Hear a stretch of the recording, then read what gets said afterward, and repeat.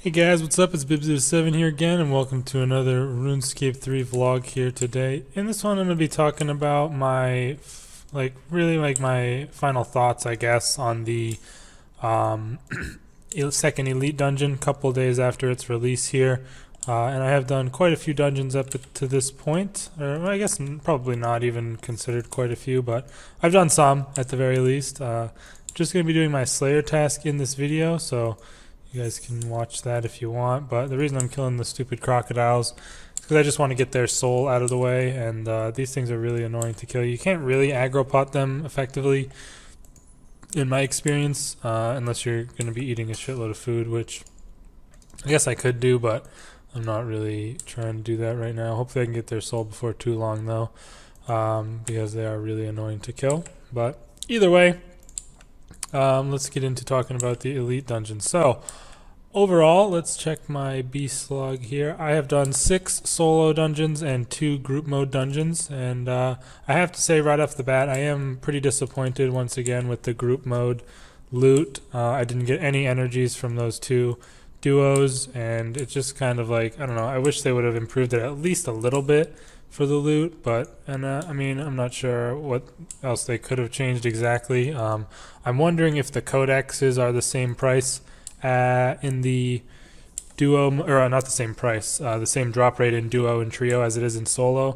I would be surprised actually if that was the case, but you never know, I guess. Oh yeah, one thing I also wanted to mention is I actually managed to upgrade my recording method. I am now recording in 60 FPS, so should be uploading in 60 FPS as well. Should look a lot smoother now, my videos, so I'm happy I could manage to get that working finally. I should have done it a while ago probably, but I wasn't able to get it working and I kind of gave up, but I went ahead and got it working yesterday, and I'm pretty happy with the results, so let me know your thoughts on that. Also, I used to be able to make money off my videos. It was like 50 cents a month maybe, and then they rolled out that thing, I think it was early this year, where they were taking away if you didn't have enough watch hours, but since that has come out, I recently got enough watch hours once again to get, I guess, my videos back on their partner program or whatever, so that's pretty cool, I guess. I don't think I'll make any real money from it, but it's just nice to have. And for some reason they have all this new shit that I'm not really even sure what it means. Like, I think it's similar to Twitch subscribers or something like that, where you can like subscribe to the channel for like a paid monthly fee or whatever and get emotes in their live streams and stuff. And like, I don't really live stream at all, and if I did, I'd probably live stream on Twitch. So I think you're able to do that on my channel, but I really don't recommend any of you do that.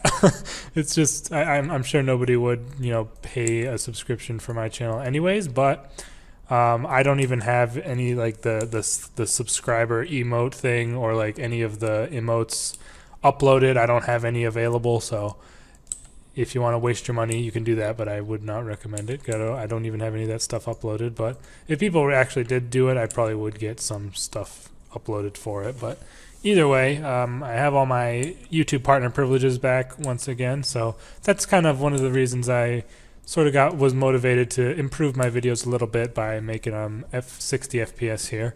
And it looks like, I don't know what happened, I think OBS maybe updated, or maybe the Windows update I did last night on my computer updated it, but it looks a lot nicer now on my 4K monitor. Before it was looking pretty terrible and really pixelated, but now it actually looks pretty good, so I think they might have made something better. But it might have been a Windows improvement as well, because I know Windows with resolutions is really wonky, because I have one 1080p monitor and one 4K monitor, so it isn't the best for dealing with like things like that. Like, it just kind of always messes things up, and moving things from screen to screen is a bit annoying. But so like my RuneScape is my entire 1080p monitor, and then my 4K monitor I use for watching videos or doing things while I play. But either way, I kind of went off on a side tangent about that stuff, about my YouTube partnership stuff or whatever, but so sorry about that. But anyways, back into talking about the Elite Dungeon. As a whole, I really do enjoy the dungeon. I like it a lot. It is definitely, in my opinion, better than the first dungeon. I actually went and did a dungeon run for the first dungeon. I had only previously done 3 of them beforehand solo, and I went and did one yesterday, and I still am on the final boss. I haven't done Siryu yet, but I just did not have any fun going through that dungeon. To be honest, I highly prefer the new dungeon, and it's hard to really quantify why, but I think I kind of prefer killing a lesser amount of higher health mobs than just killing a bunch of trash mobs like you do in the first Elite dungeon. And it's also nice how you don't really have to run through a lot of stuff, and like if you're trying to go fast in the first Elite dungeon, you really just have to run through a lot of stuff and tank a lot of stuff, which isn't really the case in the second dungeon, as in my experience. You pretty much don't really have to ignore any, like you're not able to really ignore too much stuff that isn't like, that will be attacking you along your way. Like you pretty much have to kill everything on the main path to get through. Like obviously in the beginning there's a couple of those celestial dragons that you don't have to kill, and then at certain points like there's maybe some lava strike worms you don't have to kill down the line, and just a couple things that end up not being needed to kill, but then they won't follow you across the entire dungeon and like try and kill you as you're running through. So I like that a lot about it, and I was like miserable going through the first Elite dungeon after having experienced the second one. So that kind of sucks, because I do obviously have my Collection King series going, and I do want to get all the collections and, you know, Insane Final Boss one day. I mean, it's just like a long-term goal. I will be surprised if I ever finish that series, because obviously they're going to be adding new bosses all the time, and I'm going to fall behind even further than I already am. So that's just the way things are going to be, but I'll always like have it running on my channel. I'll always be doing videos for it. Speaking of which, I will have a Collection King video out tomorrow. You can hold me to that. I do have time tomorrow to make one, so that'll be nice.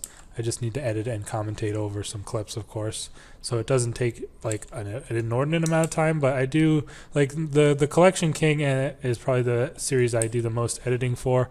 Obviously a video like this literally takes the amount of time that the video length is to make, besides from rendering and uploading. I don't do any editing on these videos usually, so that is that's why some series videos take a bit longer to get out than say one of these. But yeah, for some feedback I might have on the dungeon, they actually fixed the inability to teleport with the chest in combat yesterday, which was really nice. So it's a lot easier to stall a Dren for the bosses now. Something that a lot of people are bringing up that I definitely agree with: the black hands on the final boss fight have way too much defense. They really should be reduced. You know, and I feel like for the Elite dungeons, they really need to not be balanced around auras at all. Like I see the JMods talking about it on Reddit, and they're mentioning things like Maniacal and stuff like that. Like if you're doing an Elite dungeon, you can, in your soloing, you can realistically only do one of the final bosses on Maniacal, unless you only activate it for the final boss.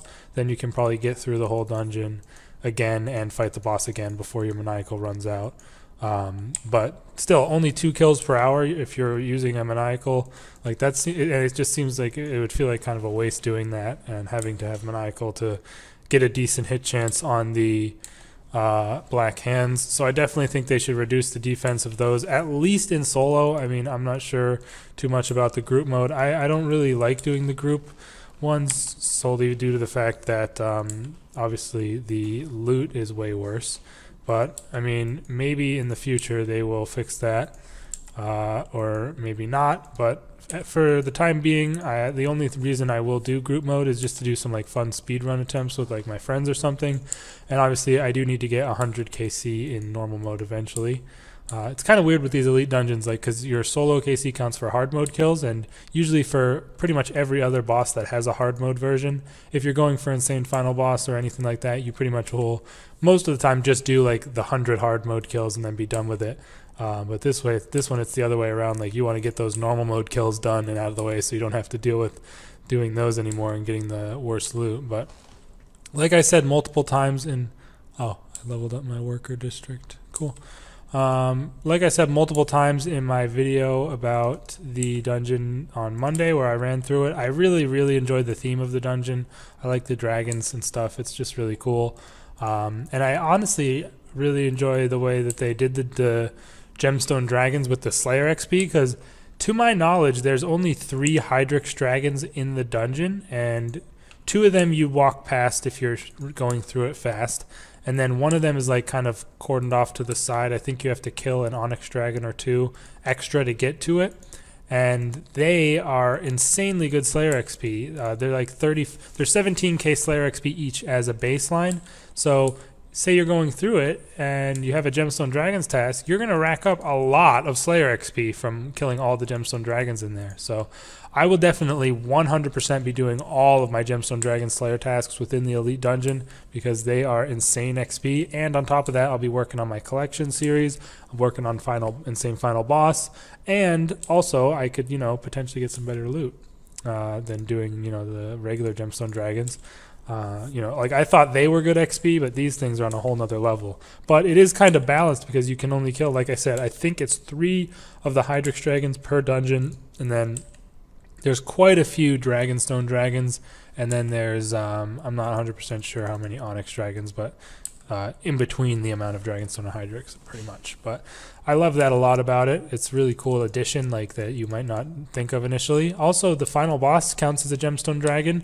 Again, I don't know if the Slayer Helm works against him or not. I haven't really seen anybody mentioning anything about that on Reddit, which I would think people would, considering you can splash on him a little bit, so Slayer Helm might help if it does work.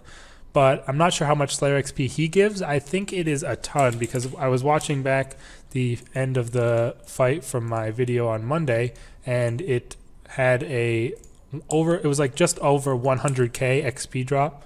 Yeah, he gives 37.6k Slayer XP per kill, so that is pretty wild. So let me see, I'm just going to try and do, like, in my head, if you were to only kill the minimum number of dragons to get to the final boss, you have to kill 4 at the very start, 3 Dragonstone and 1 Onyx. And then you have to kill up the stairs 2 more Dragonstone, and then past the Hydrix Dragons 2 more Dragonstone. So that's 8, and then 2 more right outside the entrance to the final boss. So in total, going through the whole dungeon, if you kill the minimum number required, you only have to kill 11 Dragonstone or Gemstone Dragons, including the final boss. So you could do like up to 10 dungeon runs in one task and get like a ton of XP. I'll do the calculations for the exact XP you would get if you don't have any bonus or you don't use scrim or anything like that, and I'll put that in the description of this video. I'm not sure. Oh, an elite clue, cool. I'm not sure how much the Dragonstone Dragons and Onyx Dragons within the dungeon give. I know it's definitely more than the ones that are outside the dungeon, but I'm not sure the exact amount. I am getting pretty close to 113 Slayer. Obviously, this is part of my 120 Slayer series, so I have definitely another episode ready to go for that, but I am doing Collection King next, and then I will have the Slayer series out. I really don't like doing the Soul Devourer tasks at the moment because I'm at the high-leveled ones where you have to kind of kill them manually, which kind of sucks, but I do want to get all their souls out of the way, so when I'm on task I get that double chance, and I might as well take advantage of it. But yeah, other than that, I mean, I don't really have too much else to say about the Elite Dungeon. I really enjoyed it. I hope they add better loot for group mode, but I doubt they will. Another thing that I wanted to comment on was the ability codexes. They're actually maintaining a pretty high price. I'm not sure if they're just super rare or what. I think my friend Alex has done 7 or 8 dungeon runs at this point without one. I've done 6, haven't seen one either. So that is that's just a small sample size, but it seems like they are at least decently rare, and they are worth quite a bit, especially the Barge Codex, which is from the final boss, the Blackstone Dragon. Last I heard, that was worth in the realm of 200 mil, which is really, really good. So I like the addition of these codexes a lot. It adds that extra loot incentive that you have a chance to get from each boss, and that doesn't really exist in the first Elite Dungeon. Like, you have like Masuda's Spear, and it's like, what the hell, that I don't even know how much that's worth, but I assume it's barely worth anything considering it's like tier 82, I think. So that's just, nothing really to speak of. And then Claudia doesn't even drop anything aside from the fishy treat and the lore book, which is like, worth nothing. So you get like onyx dust only from those bosses, but these bosses, they have that chance to drop you a nice codex and give you a pretty good boost. I think the flurry one is from the first boss, and that's worth last I heard around 70 mil, 75 mil, and then the Fury one from the KBD boss. So I'm never gonna know his real name because I always just call him the KBD because that's what he is. He's like a reskin KBD, and I just can't like get that name out of my head whenever I talk about him. But he drops the Fury one, and that one's a bit cheaper. I think it's like 30 mil, maybe even lowered down to 20 mil at this point, but still not too bad for sure from one of these bosses. So I really like the addition of those ability codexes. Pretty much the only bad thing I have to say is the about the black hands on the final boss. They really do need to reduce their defense because it is a bit ridiculous, the level of defense they have at this point.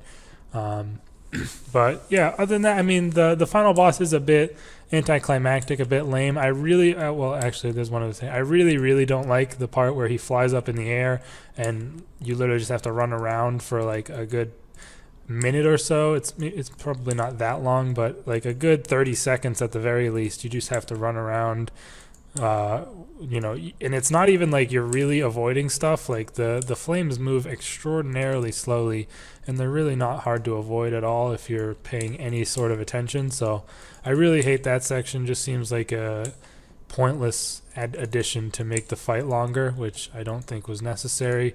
But and it's definitely easier compared to Siryu, although I think Siryu is kind of hard for the wrong reasons, in my opinion. Like his pretty much the multiple ways you can just die instantly to his stupid hands, and then the somewhat DPS check nature of the crystals is just not the best way to make the boss difficult, in my opinion. But yeah, I mean, I really enjoyed the dungeon. You guys can let me know what you thought about it in the comments down below. I thought it was great, and I was really happy with trying it out. Unfortunately, there's not really much else left to look forward to in the month until the next month where we have the player-owned farms coming out.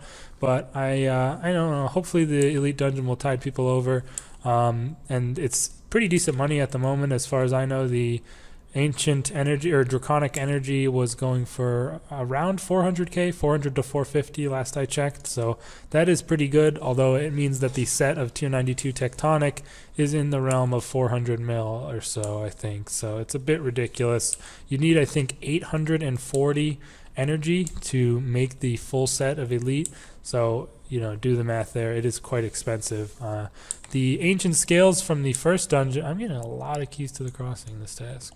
But the Ancient Scales from the first dungeon have also gone up in price quite a bit because the main style people are using for ED2, including myself, is ranged. So that is making the T92 Sirenic go up because it doesn't degrade within the Elite dungeons. So it is pretty much free to use in there, and it is the best armor for ranged. So people are deciding to invest in it, and I assume a lot less people are doing the first Elite dungeon because of the fact that this new one is out. But yeah, that's pretty much all I had to say on it. I didn't really give my full thoughts in the video I made on Monday, so I want to just make this separate video to talk about the, you know, my final conclusions after doing a few more runs and just getting a better feel for it as a whole.